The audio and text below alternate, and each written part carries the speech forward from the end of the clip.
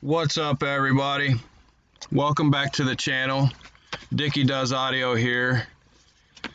This is going to be another part to the home theater series because this is going to be it's an acoustic panel that I'm building, or that I did build for my home theater.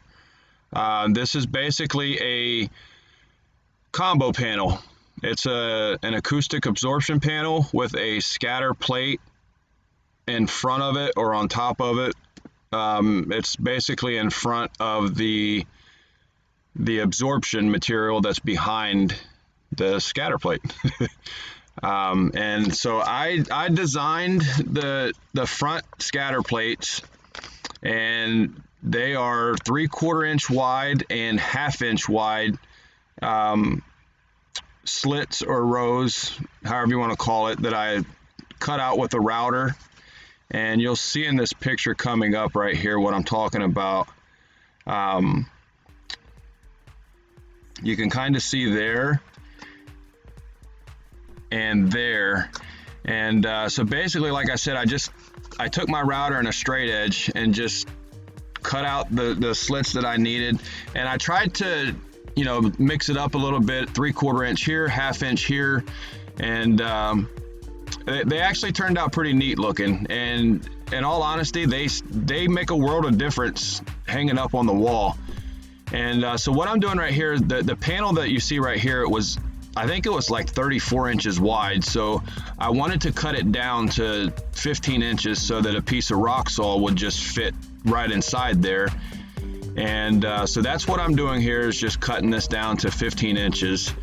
And the edge that I'm going to have open on one side, what I did is I went to Lowe's and I had some MDF cut at 3.5 inches wide, and that was perfect for me to nail on the edges. And then I painted that black. I thought I had footage of that. I know I recorded it, but I lost it somewhere, so I apologize for that. But it's fairly simple.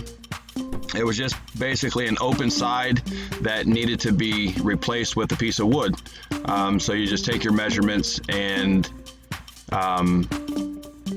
put that piece of wood on the edge. And so anyway, that's what I'm doing right there, is just cutting this down to size. And now what I've got here is the fabric that I picked out for these, which is a black spandex. And there's a reason for that. I'll tell you in a minute. So what I'm doing here is just making sure that the fabric is stretched out nicely so that there's no wrinkles in it. And then I'm going to lay the panel down on top of it. And then you'll pull the fabric from the center, and you start stapling from the middle and work your way out.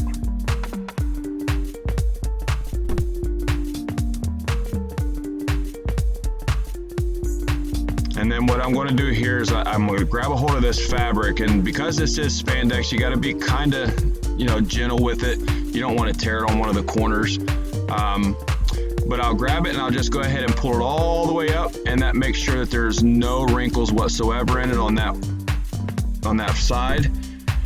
And just start in the middle again and work your way out to the edges, to the top and bottom.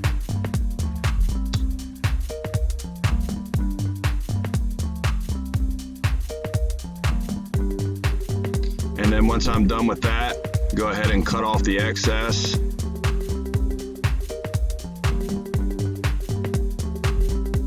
I think that was a piece over there that I needed to finish stapling. And now here's the corners. The corners, they can be easy and they can be a little difficult, because the spandex, it's easy to stretch it, so it makes it easy to get that perfectly looking crease. Like, just like wrapping a gift on Christmas.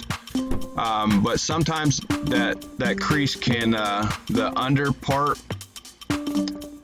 where you're trying to fold over the top half, the piece that's closest to the wood can sometimes slide out if you don't get a staple in it quick enough. So it can get kind of annoying, but eventually I kind of figured out how to do this a little easier.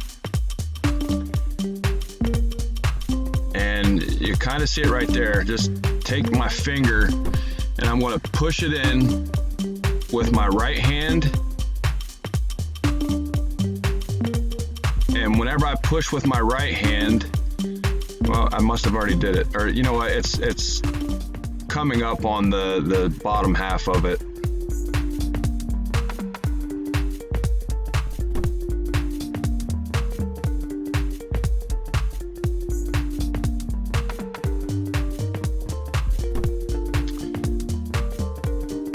Oh, yeah, right here. So you can see that I pull it tight and then take that finger and you push it right up underneath of there, and that just, it allows you to pull the top half right back over, and it made it so much easier than the way that I was trying to do it before. So just take one hand and push it under, and then use your other hand and pull it over top, and then staple it, and it's fine. Now, I mentioned that I made these 15 inches wide, and that's the reason why is because that the Roxol fits perfect in there. That's how wide a piece of the Safe and Sound is. And this right here is just, it's a piece of fabric that I had left over. I wanted to make sure that I covered the back of these. You know, people are overly concerned with breathing in the insulation, but I don't think this is, or I know that this is not fiberglass insulation. It's not anything that I don't think you need to worry about, but I still wanted to cover up the back just so that the insulation wouldn't leak out. So right there's a picture of the finished product on the wall, and here's a couple other pictures of the way that these turned out, and you can see that the top and the bottom folds on these are perfect. You know, practically they look just as well as a company can do. So like I said, if you like this, drop me a comment, like this video, and this is going in the home theater tour series. So if you haven't checked out the video of my home theater tour, check that out. So until next time, thanks.